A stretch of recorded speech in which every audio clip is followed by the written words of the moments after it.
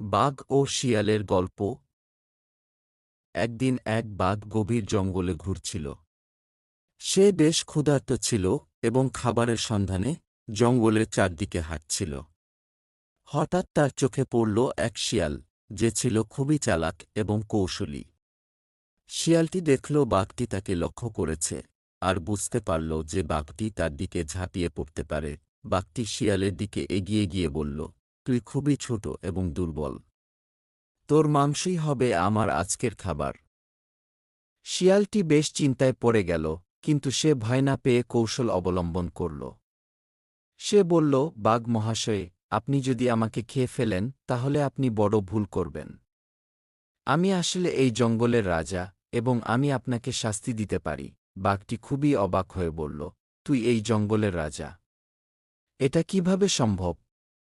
শিয়ালটি বলল, আপনি যদি আমার সঙ্গে একটু হেঁটে আমার প্রজাদের দেখতে যান, তাহলে আপনি নিজেই বুঝতে পারবেন যে আমি তাদের রাজা। বাঘটি ভাবল, শিয়াল মিথ্যা বলছে না।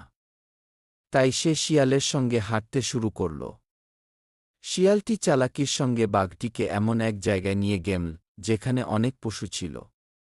শিয়ালটি গর্জন করে বলল, দেখো, আমি এই জঙ্গলের রাজা এবং আজ আমি বাঘ মহাশয়কে আমার অতিথি হিসেবে এনেছি। পশুরা বাঘকে দেখে ভয় পেয়ে পালিয়ে গেল। বাঘটি ভাবল, সত্যিই শিয়ালটি এই জঙ্গলের রাজা, নইলে এতসব পশু কেন পালাবে?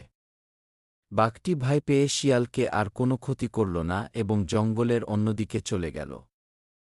শিয়ালটি তার বুদ্ধি দিয়ে বাঘের হাত থেকে রক্ষা পেল এবং নিজেকে আবার নিরাপদ রাখল। সে হাসতে হাসতে নিজের গুহায় ফিরে গেল, ভাবল, চালাকির জোরেই আমি আজ বেঁচে গেছি। এই গল্প থেকে আমরা শিখলাম যে শারীরিক শক্তি সবসময় সমস্যার সমাধান নয়, বরং বুদ্ধি ও কৌশল প্রায়শই বিপদ থেকে রক্ষা করতে পারে।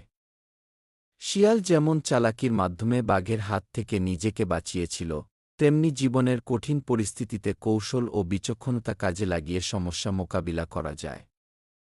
বন্ধুরা, এরকম নতুন নতুন ভিডিও পেতে আমাদের চ্যানেলটিকে লাইক ও সাবস্ক্রাইব করে রেখো।